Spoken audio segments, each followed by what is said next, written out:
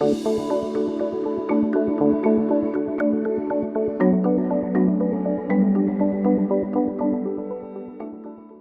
honored to be here to join you today and to share an examination of the Battle of San Jacinto and Sam Houston's life that focuses on his background and shows how that can illuminate and offer us new understandings of the battle itself.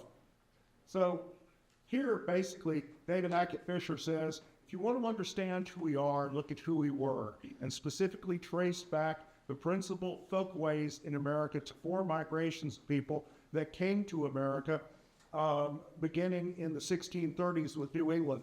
The first is this Puritan exodus from Eastern England that came over with John Winthrop's Arbella fleet. The second was the Royalist Cavaliers who came and shaped Virginia as a Cavalier colony when essentially after Charles I's execution. Then the third is the group of people from the Midlands who came over and shaped the Quakers, the Quaker migration. And the last is the longest and most influential, and the one that we're going to be focusing on here today, Scots-Irish migration from the border country of Northern England, from Scotland, and from Ireland, and specifically with respect to the Houston family from Ulster. Next. Try pointing it up there. You guys, you're controlling it, but you need to point the clicker that way. Got it. And that's not doing anything. It does. Okay.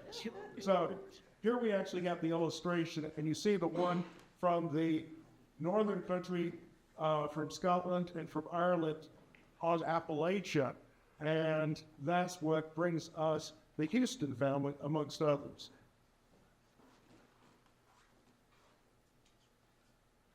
Next slide.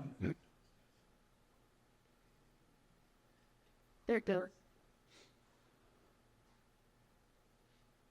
We actually have 5 folkways in 19th century Texas, beginning with that of the Native Americans, and principally the Comanche and also the other peoples, then the Spanish and the Tejanos, and they, of course, came over beginning with the Castilian conquistadors. There you go. Yes. Do you want me to hold it closer? I think it does. We have the Tidewater Cavalier slaveocracy, that is, people like Stephen F. Austin, who brought over an established constitutional system of order, but also brought with them a slavery-based economy. And we have the southern backcountry populism of folks like Davy Crockett and Sam Houston and others who bring over the Scots-Irish traditions. And then we have the Germans come in who bring in this liberal intellectual culture to places like New Braunfels and Fredericksburg beginning in the 1840s. So who are the Scots-Irish? I've seen people answer this before with slides that depict Jed from the Beverly Hillbillies. That's not fair, and I would object to it if somebody else Scots-Irish ancestry.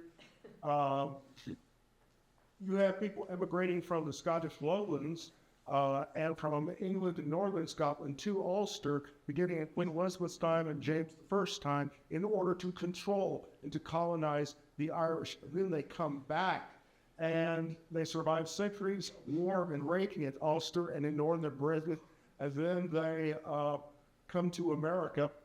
And in the 18th and 19th centuries, in the longest lasting of the migrations that shaped our cultures. Specifically, the Scoti, or the Scots, were actually an Irish tribe, kicked in the back door of the Roman Empire in the 5th century AD. So we're talking about people who speak the same Gaelic language and have many of the same cultural characteristics.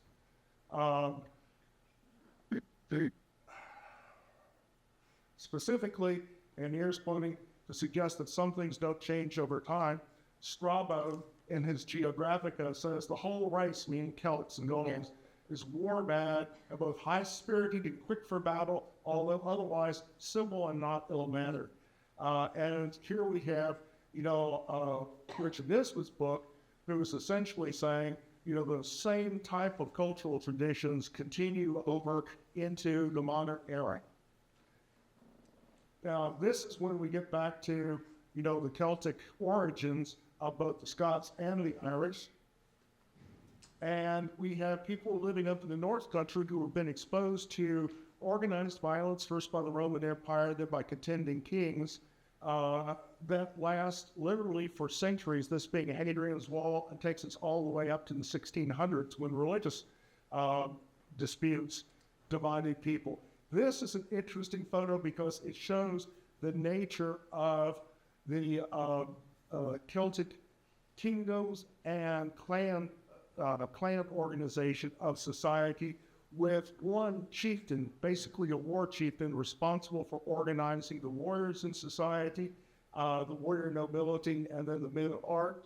This slide is useful, but if it was fully accurate, it would extend way back into the background because there would be a much larger area of farmers who support these distinct classes, and either the clan chief or thane or the king, the Rix. Now, when we look at the Houston family, we find that they are descendants not only of Celtic peoples, but of Normans. And so we find Hugh de Poitevin, who created his own town and gave it the name Hughes Town. And that was the first Houston long before our metropolis arose along the banks of the bayou. This was Crusader land. He went over on the Crusades. The family motto was one that certainly proved to be true at San Jacinto: in tempore, in time. Now, this fellow is a recruiting poster, for the Scots-Irish. What he reflects is Sam Houston's earliest ancestor to come to America. Next slide. And that is his great-grandfather, Baronet John Houston, who came from a fortified hillside, I couldn't really call it a castle, over there from Ulster to Philadelphia in 1730. Some of the sources say 1735, with wife, 6 children, and some neighbors. Their ship's captain noticed that these folks were people who were wealthier than the usual immigrants. They had all of these gold sovereigns, and the ship's captain decided to conspire with other officers on the crew to relieve the Houstons of this burden. And then the crew member advised Sam Houston's great-grandfather of this nefarious plot, and Houston organized other members of the crew to one member of the crew and all of the immigrants to rise up in rebellion, take over the ship, clap the captain in irons, throw him underboard, below decks, and then get the one ship mariner who had told him about the plot to help them steer, and all they had to do was get halfway across the Atlantic to Philadelphia, and then they would be able to land and start up the settlement that they envisioned. That's exactly what happened. The gold sovereigns were there, and so John Houston Jr. and fellow Scots-Irish immigrants, they ran a successful mutiny and engaged in self-government in the middle of the Atlantic even before arriving in Philadelphia, which was one of the great entry ports for the Scots-Irish coming into America. Dr. Samuel Johnson noted this, and as he said, this is the immigration that was occurring with the Scots-Irish. Whole neighborhoods formed parties for removal, so that departure from their native country is no longer exile. He that goes thus accompanied sits down in a better climate, surrounded by his kindred and friends. They carry with them their luggage, their popular songs, and hereditary merriment. They change nothing but the place of their abode. You will find that this repeats as they come in to the backcountry of South Carolina, North Carolina, to Tennessee, and as they move, this process repeats again and again. And so it is with the Houston family. Now, what I'll be discussing is that Houston represents the embodiment of an honor-based culture. The honor-based culture, as the quotation here from Malcolm Gladwell indicates, if you live on some rocky mountainside, you can't farm. So if you can't farm, you're raising livestock. And if you're raising livestock, you're not part of a broader-based community of farmers where you have to get together and organize who's going to plow what field and how you're going to do things in common. You are reduced to an individuality of your family, and to protect your property, that is your livestock, you have to be aggressive. And that means, that you have to develop pride and you have to develop prejudice against outsiders. If you live on some rocky mountainside, you can't farm, probably raise goats or sheep. And that means an honor culture goes around that you're tougher than anyone else, that no one will dare steal your cattle or sheep, and you've got to be ready to fight for them, defend them, and kill some if you try to do so. On the other hand, if you want to prove your skill at arms, show that you're a successful man, you've got to be very good at stealing your neighbor's sheep and cow, because that provides additional wealth for everyone. So that's the background that gets repeated and continued in America with the Scots-Irish. Malcolm Gladwell in Outliers discusses the whole chapter of the inherent violence in Appalachia and the higher levels of violence you see amongst the Scots-Irish, part white people, than you see in other ethnic groups around the country. And as he summarizes it, so the Scots-Irishman or the cattle herder has got to be aggressive. He has to be willing to fight in response to even the slightest challenge to his honor. And that's what a culture of honor means. And we see that permeates the family, the background of Sam Houston and the people he grew up with. Senator Jim Webb of Virginia discussed this in an excellent book talking about the Scots-Irish American. He gave it the title Born Fighting, and that is in many ways an accurate summation of the Scots-Irish immigrant experience in America and the people like George Patton who evolved from that culture.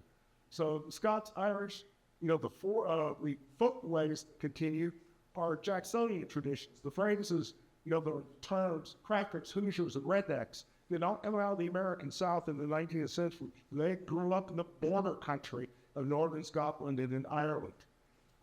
Customs originated amongst chieftains and debtors. Extreme distrust of financial institutions, which were all controlled by the English, the Sassenachs, and retributive justice, lex talionis, feuds. If you hurt me, I'm going to hurt you worse. If you send one of mine to the hospital, I'm going to send one of yours to the morgue. That's how you got the Hatfield and McCoy feuds, and that's the background of the people many of the people who ended up fighting in San Jacinto. Presbyterian Calvinists, they believed that God was on their side, and when they marched into battle, they marched on the side of the Lord. And extreme distrust of state power, of taxation, of organized government, because they'd associated that with English oppression, and then later with national oppression of their individual rights. So this shows you how the Houston family exemplified these Scots-Irish traditions, starting out by so many in Philadelphia or nearby in Newcastle, Delaware, and then coming down the Appalachians through Virginia into Kentucky, into Tennessee, and eventually Texas. You know that today is Highway 281. It's there. Yes, that's our highways have deep roots too. So one of the things that the Scots-Irish did was they kept track of what was going on in Scotland that they had left behind. And then in the 1740s here, we see one of the greatest challenges to English power was bonding Prince Charlie, who was not the warrior prince that people needed him to be, but was responsible for an army that put the English to flight at the Battle of Prestonpans with a Highland charge. It's a shock tactic. Think of, the infantry using it as essentially human cavalry. And here you get a sense of what it was about. They would march up into the face of the opposing army, discharge their weapons, their firearms, their long rifles, because those came originally in many forms from Scotland and that area, and it would create this cloud of smoke, out of which you'd see the Scots-Irish, after throwing down the arms, because at the time that they fought this rebellion, they didn't have a ring bayonet. So they could fire their weapon, toss it aside, and then charge down screaming on their opponent with this Highland yell the beginning, the origins of the rebel yell, and doing so coming out of the smoke. All of a sudden, they're on top of you. It was a terrifying tactic that broke the will to fight of many of their opponents, including the English at Preston Pans. So here at the Battle of Culloden, we actually see how the blue wave moves forward into English. The problem there for Bonnie Prince Sterling is he didn't have enough cavalry, and the Duke of Cumberland had trained his troops in how to use bayonets to repel sword thrust and how to actually win against this sort of battle tactic. Now, the Scots-Irish, at the same time, they are here, and they form the ascendancy in the back country. And you get names like the Houstons, the Bells, the Popes, the Calhouns, the Jacksons. These are the folks who, in many ways, shaped the history of Texas, with Andrew Jackson, sponsoring his protege, Sam Houston, on battlefields and watching him, rise to the expectations of a gallant young man of Appalachia. The Scots-Irish frontiermen began defending the frontier in Pennsylvania when they found themselves defending the Quakers with whom they disagreed, but using long rifles that gave them accuracy when they were hunting deer and a range, 2, in some instances 3 times that of armies equipped with muskets, which would later include Santa Anna's army here. So here you've got these sleek, light, precise weapons that had one major fault with them, these rifled barrels of Kentucky rifles. It took approximately a minute to reload, whereas the well-trained, disciplined musketeers could actually fire 3 to 4 times in that same minute. So what that meant is you had to protect your riflemen by putting them at the back or up in trees to work as snipers. And that's what occurred, and that's what occurred most brilliantly under the command of Daniel Morgan. And Daniel Morgan organized Morgan's Rifle Brigade, where Sam Houston's father acted as both a captain and a paymaster.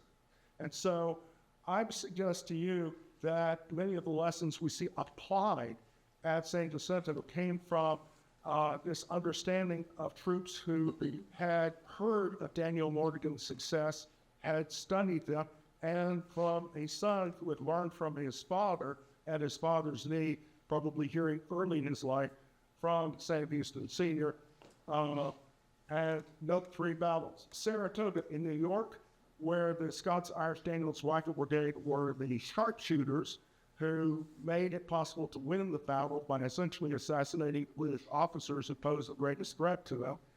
Cowpens in South Carolina, and Guilford County Courthouse. And we'll see a little bit more about Sam Houston's father. Second Battle of Saratoga. This is when Gentleman Johnny Burgoyne is attempting to cut the colonies in 2 by marching an army south to essentially separate New England from the rest of the colonies. And while he's there, General Benedict Arnold, operating with Morgan, spots Brigadier General Simon Fraser and says here, that battle of the great horse is a host unto himself. Direct the attention of some of their sharpshooters to him. So this was something that was considered abhorrent by the English, which is the idea that you would seek to win a battle by killing all of their officers. That was not fair play. Those were not the rules that were accepted in Europe. But those were exactly the rules that Daniel Morgan applied on the frontier. With the Scots-Irish and their individuality and their resentment of authority, it wasn't a question of directing them to kill officers. It was a matter of restraining them from doing so. So Sergeant Timothy Murphy, who's there, shoots 3 times at a distance of 300 yards from the first top of tree under Daniel Morgan's command. And the first time he hits right there, he nicks the horse. The second time he misses. The third time he strikes General Fraser in the belly, and that will be a mortal wound. And the other British troops, seeing that this occurred at 300 yards, lose their taste for the battle and begin withdrawing in disorder.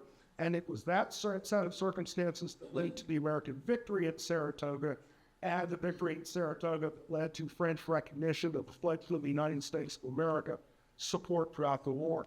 So we can see how Tennessee long rifles and Scots-Irish traditions and tactics began shaping the America to come. And here's, of course, Scots-Irish marksman type of long rifle. These things, carefully cultivated, often with nicknames, brass plates, reflected something that would be passed down. British Captain Henry Beaufort, when British troops understood they were opposed by riflemen, they felt a degree of terror, never inspired by general action, from the idea that a rifleman always singles out individuals who's almost certain of being killed or wounded. And so what that means is when the British see the long rifles from people sitting in trees or sitting there with a stand and then aiming it, they've got to wonder whether they're going to be next. The Americans were in the habit of forming themselves into small bands of 12, who, accustomed to shooting at hunting parties, went out to kind of predatory warfare. You know, that's something that's only reserved for the British Empire, for hunting parties and who are going after fox. They should not occur in America's colonies abroad. So this began influencing the way war was fought. Was battle, we don't have any specific proof that Sam Houston Sr. was involved in, but one that shaped circumstances of the war, exemplified Scots-Irish military tactics, and was called by Senator Jim Webb, you know, the par excellence example of the backcountry in action. That was against Major Patrick Ferguson. And this is when Cornwallis sought to win the Revolutionary War by conquering southern colonies after conquering, parts of South Carolina and defeating Horatio Gates. About him, he comes in and he's worried about the Overmap boys, folks up in the high Appalachians. And so he decides the best attack is to send raids against them and to threaten them. And so he writes, the Overmountain boys, militias must desist their opposition to British arms. Otherwise, Ferguson, with other his men, march his army over the mountains, hang their leaders, and lay their country waste with fire and sword. Now, do you believe that this would be the best way to try to approach people from an honor-based culture, by threatening them and saying, essentially, I'm going to kick your ass, hang you, and then, burn everything you've built up? Probably meant 4 separate colonies, Virginia, both Carolinas, Georgia, 2 regions, Kentucky and Tennessee. They all came together at Kings Mountain, and they pursued Ferguson to that place, and then offered the best example of a Scots-Irish tradition from Isaac Shelby, the Tennessee militia leader. When we encounter the enemy, don't wait for a word of command. Let each of you be your own officer. If in the woods, shelter yourself and give them Indian play. Advance from tree to tree, killing and disabling all you can, beginning with the officers. So here we have the Battle of Kings Mountain, and all of these separate militia given one command: take out Ferguson, destroy his army. And they each separately go up the sides of the mountain, coordinating their fire together until they overwhelm Ferguson, as you can see here, going up the mountain, hiding behind the trees, firing at people who ought to enjoy all the advantages of skill, training, and the heights, and yet it's the over-mountain men who end up killing Ferguson, shooting him off of his horse after he's led 3 bayonet charges down the slopes. So here's the interesting thing. You look at the numbers employed, approximately 910, may have actually dealt substantially higher if we include the militias, against British who outnumbered them. The amount of the casualties, 90 Americans killed and wounded versus 1,018.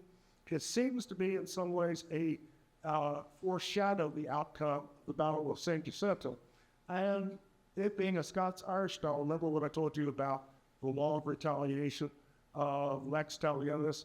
The militia leaders hung 9 of the 9 Tories there in the aftermath of the battle because they were not willing to forgive their enemies. Originally, they had planned to hang another 20, but then they decided that 9 was enough. Moderation in all things. Battle of Whipping is a superb book I'd recommend, just as I would recommend Stephen Moore's, 18 Minutes, The Battle of San Jacinto is a superb book, or anything by Stephen Hardy. Battle of Whipping tells the story of the Battle of Cowpens. And there's Bannister Tarleton, Bloody Man, the man who was famous for Tarleton's Quarter, which means you keep sending your troops in there and you disregard a place for surrender by your opponent. So they viewed Bloody Man as a dictatorial leader who was essentially engaging in no-quarter tactics. And so the Americans under Daniel Morgan were responsible for a backcountry cannae. In fact, cannae are referred back to the Romans fighting Hannibal, and Hannibal ends up annihilating a much larger Roman army through a tactic called double envelopment. We'll talk about that here. Lord Cornwallis sends Bannister Tarleton's British Legion to destroy Daniel Morgan's army. Tarleton despised the militia and Americans in general, priding himself on wading through brutal attacks and quick marches. He was a Nathan Bedford Forrest of the British Army. He got there fastest with the mostest and kicked ass. Daniel Morgan, this Virginia pioneer, soldier, and politician, a colorful character who had two beautiful girls, and then married his wife because, it was, or married the woman with whom he'd been having those children because everything in its own time. He used riflemen and militia to set a trap, knowing what Bannister Tarleton was like. So Tarleton pushes the British Legion hard.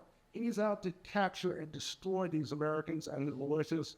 He rouses his troops at 2 a.m. to begin the pursuit.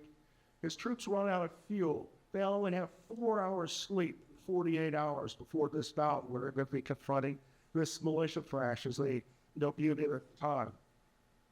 So here we actually see how Daniel Morgan prepares. He divides up his forces into essentially 3 lines. The first being North Carolina and Georgia riflemen, the sharpshooters, with instructions, shoot down their officers, as many as you can. The second line being the Carolina militia, North and South Carolina militia, and they are troops that cannot stand up to the British bayonet charge. They've not had the years of training experience, but what they can do is they can fire off 2 quick shots at the British as they come rolling through a little straight up the middle to take out Morgan's army. And so that will be what they do. And then the last in the line here are experienced Continental troops from Maryland and Delaware, the Clearleaf Army, men who had had extensive battlefield experience. And so we get a chance now to see how that strategy will apply. Tarleton arrives and goes straight forward into battle without considering alternative ways to approach to win a victory. He assails Morgan's army using rapid frontal attack. When he saw the colonial militia, the North Carolina colors beforehand, these buckskin-wearing sharpshooters, he assumed they would flee when attacked, and so he hits hard and goes straight up the center. Morgan's sharpshooters take out most of his officers before they get to the first line. They get to the second line, and Morgan's second line of militia fires the 2 shots, and they take out major portions of his army, and the army straggles forward without the impetus it had a moment before. Tarleton sees the second line of militia retreating, and sees this as another rout of colonial militia, not realizing that this was exactly Daniel Morgan's plan. He had told them to go hide about me and to return on the other side. And that's when Tarleton sends his men headlong into the third line along the top of this mountain. And there the skilled colonial forces, and they stop in cold. The troops stagger forward out of order and get hit by massive concentrated volley fire and stop. At that moment, that's when Morgan sends his colonial horse around the right flank, and the militia, not fleeing after all, come over on the left flank. And you have a situation as at Cannae where a skillful commander double envelops his opponent and puts them in a killing kill. And that's what happens there. the British troops, the crack Legion troops, exhausted, without sleep, without food, confront something utterly shocking and throw down their arms, some of them just standing there. And the result of that was a perfectly timed double advantage, what some have called the most original battle plan in American Revolutionary War history. What that does is Morgan's men kill 110 redcoats, wound 200, and capture 830. So the important thing is the impact of shock in taking the spirit to win a battle out of the opponent. And that has something to, in some ways, serves as a prelude to San Jacinto too. Now we get to Sam Houston. Birthplace in the woodlands up there, Rockbridge, in Virginia in March of 1793. And there we actually have the sign for it. Comes to Texas in future years. Sam Houston's father dies in, 1806 or 1807. But Sam read his father's copy of Homer's Iliad and took it with him throughout the rest of his life as an example. And there's something good to read in quote. Following the example, Alexander the Great did exactly the same thing on his journeys through Asia. We also have the Iliad. Sam's mother, in the aftermath of his father's death, backs up the whole family in a wagon and moves them down to Tennessee, where he grows up. You've heard the stories about how he stays truant from school, he joins the Cherokees. In some ways, Sam differs from most of the Scots-Irish in that he was open to and welcoming of Cherokees and other Native Americans, much more so than you would find in other Texans by the time he got here in the 1830s. During the Battle of Horseshoe Bend, Sam shows himself to be a warrior of true distinction. Ordered to charge into the Red Sticks Indian fort, he receives a severe arrow wound. He, with the subaltern, removes the arrow and it tears out major portions of his muscle, and he would be suffering from loss of blood and shock, pulls back out of the fort, then goes back in there again under orders, suffers 2 gunshot wounds in the shoulder, somehow survives that. For 3 nights, his fellows thought that he was a dying man and then left him on a cot, moved him around by the fire so he could keep warm. He survived all of those things. And through that, won the respect and recognition of Andrew Jackson, one of the great examples of the Scots-Irish political tradition. So young Sam reads the law at Nashville, gets elected district attorney in Nashville. He's moving forward, gets elected to become the governor of Tennessee. He's the only man, of course, who's been a governor of 2 different states, both Tennessee and Texas. He begins his career, but his marriage turns out horribly and goes through a scandal and disgrace that led him to resign in his position and come west, move in with the Cherokee Indians again, and eventually to obtain a divorce from her to a much happier second marriage. Then he's coming to Texas. He's coming to Texas and to St. Augustine, Texas, in the piney woods that reproduces many of the social circumstances and the lifestyle experience he had in Tennessee and Virginia growing up.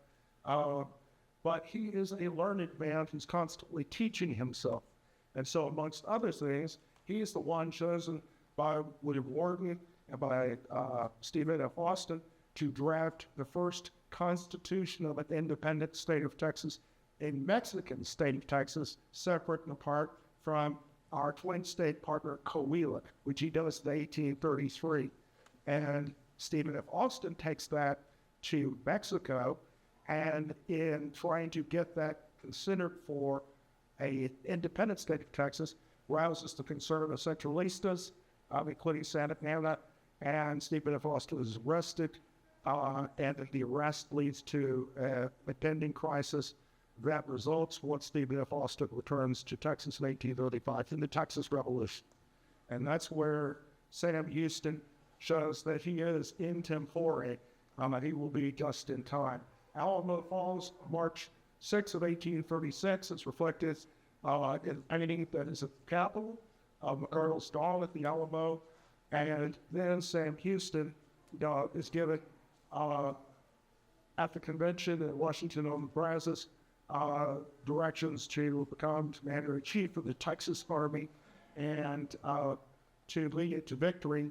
And so in the months afterwards, he begins retreating from Gonzales west east as the Great Runaway Street occurs, and that eventually brings him to San Jacinto, in April of 1836. Day about Santa Anna remains awake throughout the night of April 20th to April 21st after initial cavalry skirmishes in which Mirabeau Lamar distinguishes himself on the field of battle by rescuing, amongst others, Thomas Rusk, another person of Scots-Irish descent who was the Secretary of War, who would later become the first Chief Justice of the Texas Supreme Court to organize a session of the Texas Supreme Court in 1840. But while this is occurring, Santa Anna is constructing breastworks, saddlebags, all sorts of other things to give his men something to stand behind to protect them during the battle. After a night-long march, Santa Anna's brother-in-law, General Martin Perfecto Kunz, leads 400 raw and exhausted grain recruits to Camp Imam. Sure, thanks. Now, this is important. Sam Houston, is not up at night all night long like the Mexican troops or the commander-in-chief. He's sleeping late in the morning, as Alexander the Great did before the Battle of Culloden.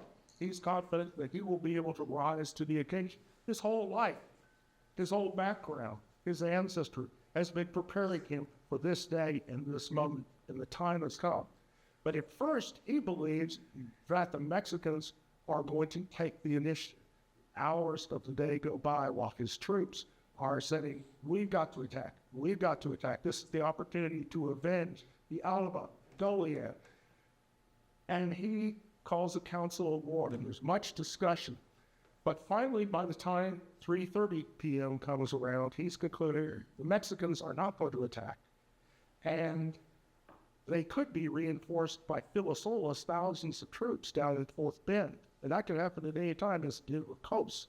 So Houston decides that it is time to bring battle to the enemy. And that's what happens.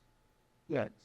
Now here, from Stephen Hardin's excellent book, Texas and Iliad, you get the basic, overview of what occurs here with Millard's regulars, Lamar's cavalry, Hockley bringing the two twin sisters forward, Burleson and Sherman in their various units. All of these fine arrows actually represent columns of troops that Houston then deploys fan-like so they become two major lines crossing through a zone that is a depression behind the ridge, and so they marching forward silently. The little band that's playing Come to the Ballot doesn't start up until the center of the ballot. They move forward silently to preserve the element of surprise against an army that's got breastworks and have lots of soldiers trained to render volleys of fire.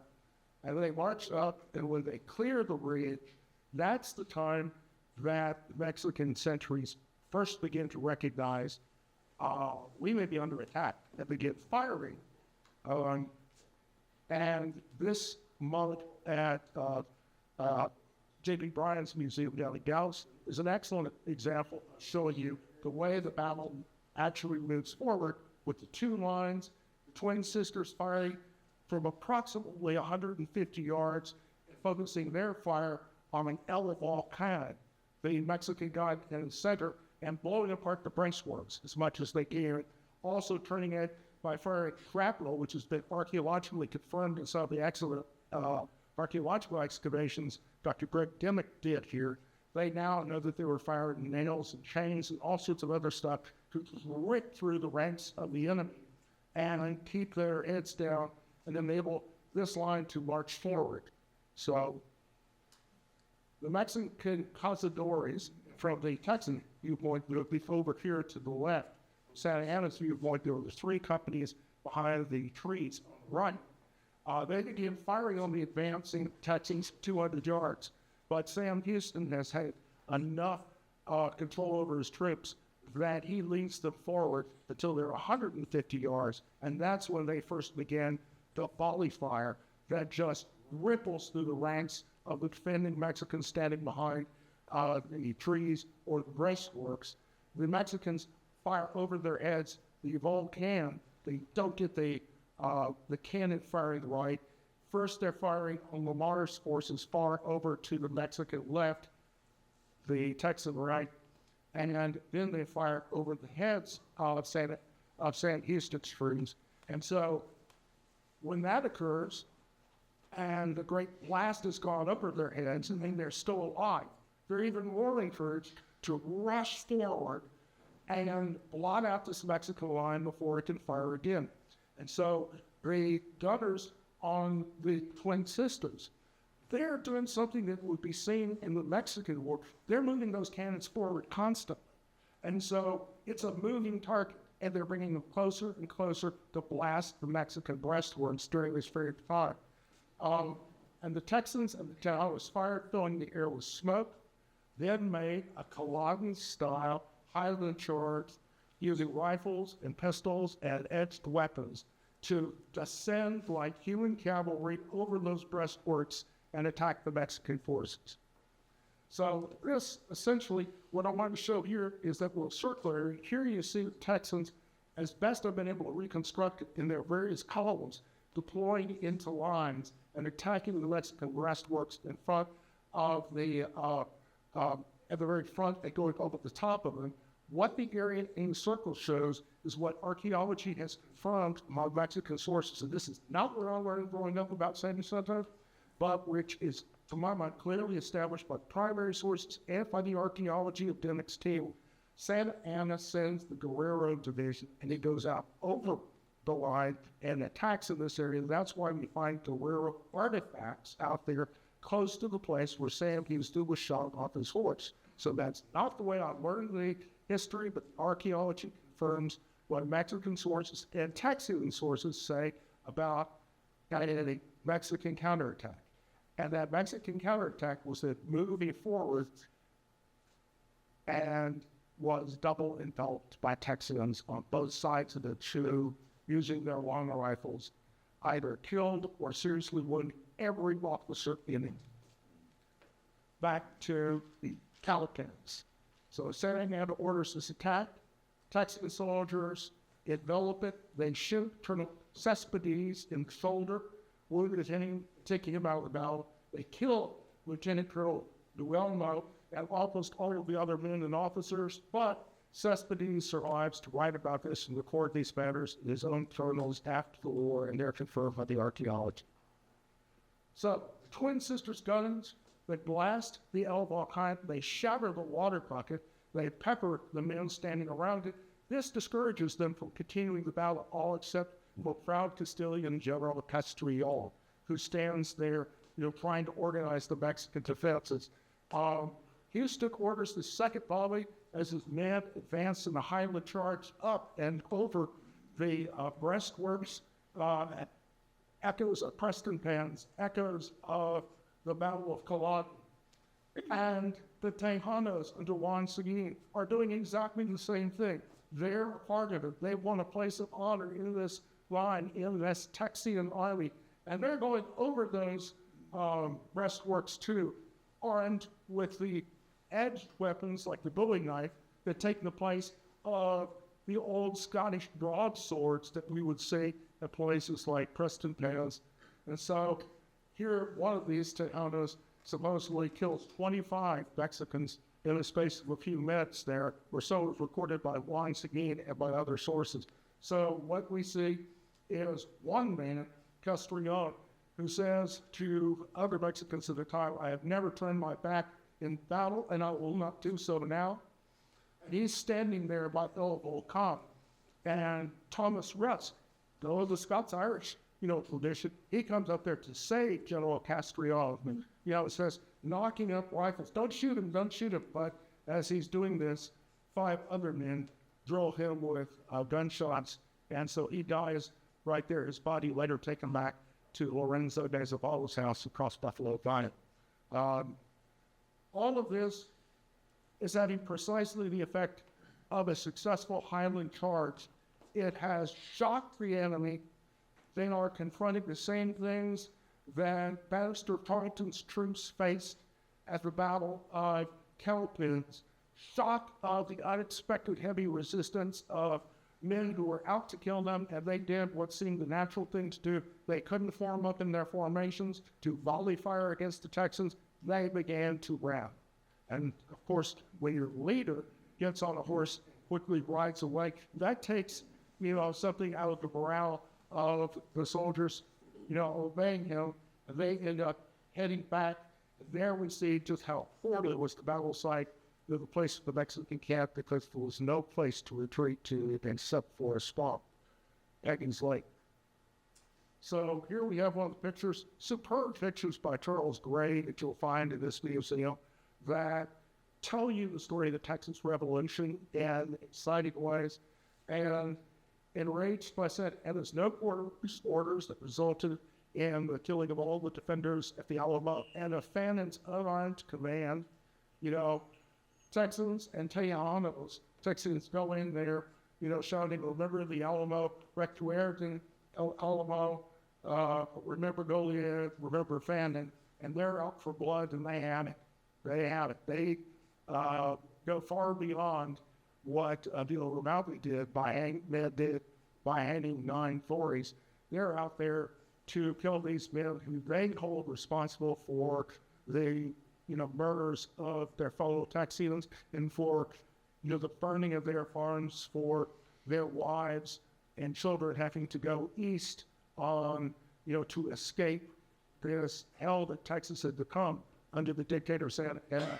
And so Thomas Rusk, following Houston's orders, takes the surrender of 200 men led by Colonel Juan Almonte, who had withdrawn over to the southwest.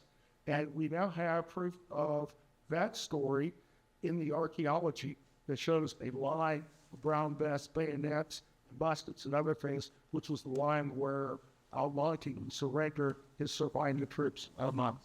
So surrendered them to Thomas Rusk and under the direction of Houston. Thanks. Here we have Henry MacArthur's battle, which the San Jacinto, which wins freedom for Texans and Tejanos from the dictatorship of the Centralistas. But when we hail the victory here, we should recognize also that African Americans, for them, this means the continuation of slavery that Santa Anna had promised to abolish. So there are winners and losers in each battle, and those were the winners and losers of San Jacinto. Was Houston a coward? There's been various debates over 150 years that arose from the politics of the 1840s and 1850s about whether Sam Houston was cowering on the battlefield, whether he was forced into a fight that he otherwise wanted to avoid by retreating all the way back to East Texas, whether he ordered the troops to halt, and therefore would have been responsible for a battlefield defeat. I reject all of these on the basis of everything we know about Sam Houston throughout his life, his culture, his background, his willingness to take what could have been fatal wounds during the War of 1812, the battle against the Creek Indians. And here, in a photo of a man who offered a sworn affidavit, Amasa Turner of Scituate, Massachusetts, who came and raised 100 volunteers in the bars of New Orleans in 1835 Texas Army. He serves as a captain here, and in the 1840s, he gives an affidavit in which he said Houston never, quote, ordered a halt of the army, or even wished or expected to halt it, but had used the word halt when surrounded by staff. That's the deeper, more intricate history. Houston sought to halt, quote, some confusion, unquote, as he attested in his own book in 1855, among the large 200 infantrymen who were in the process of looting the Mexican camp at the end of the battle. Houston believed it's more important to win the battle completely and defend the battlefield against what could be reinforcements marching in with Furlow.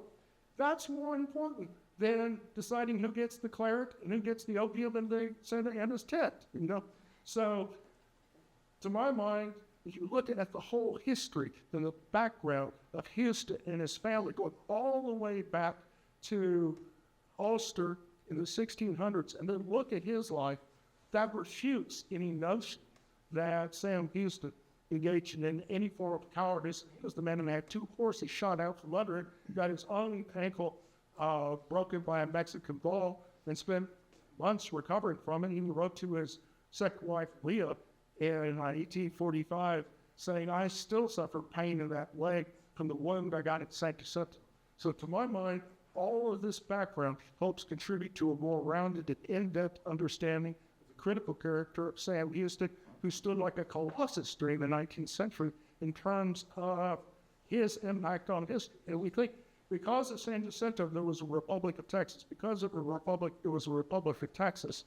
Then eventually we ended up having the Mexican War over the boundaries of Texas after its annexation. Because of that, vast parts of America, of Mexican territory, New Mexico, Arizona, Nevada, California, became part of America and built this nation into a nation that would have a civil war in the 1860s, but would become a superpower in the 1940s. So we look at all of this and go back to that ritual side. I showed you about Celtic society, about the theme or the chieftain of it. You've got it puts into context Andrew Jackson's January 23rd, 1844 letter to Houston, when he was telling him to move forward to do everything he could to support the annexation of Texas by the United States. He said, "I tell you in sincerity and friendship, if you will achieve this U.S. annexation, your name and fame will be enrolled amongst the greatest chieftains of this age." One man who lived in the Scots-Irish tradition addressing a letter to another man, both of them exemplified it, and by examining the Scots-Irish background, well, then you get new insights and understanding of this critical battle that reshaped the whole world. And if you're interested in reading further about the battle and about the men who fought here and then became judges, district judges, chief justices of the Texas Supreme Court, the Journal of the Texas Supreme Court Historical Society, in its spring 2018 article, looked at specifically the roles of all colonies in Coahuila y Tejas, and looked at the judges who started out as soldiers here at San Jacinto, including the second Chief Justice of the Texas Supreme Court, the one who actually called the Legion Order, Chief Justice Russ, who had fought alongside Sam Houston at the battle. So I recommend our Supreme Court Historical Society journal. We have lots of stories, and many of them cover the years of the Republic and of Coahuila y Tejas. If you're interested in these sort of things, go to Texas State Historical Association annual meetings. Justice Ken Wines and I will be participating in Frank de la Tejas panel on Coahuila y Tejas. The thing I'll talk about is the sources that Sam Houston used when he wrote that first 1833 Constitution for an independent state of Texas, the one that ended up kicking off the Texas War of Independence. Thank you for your time.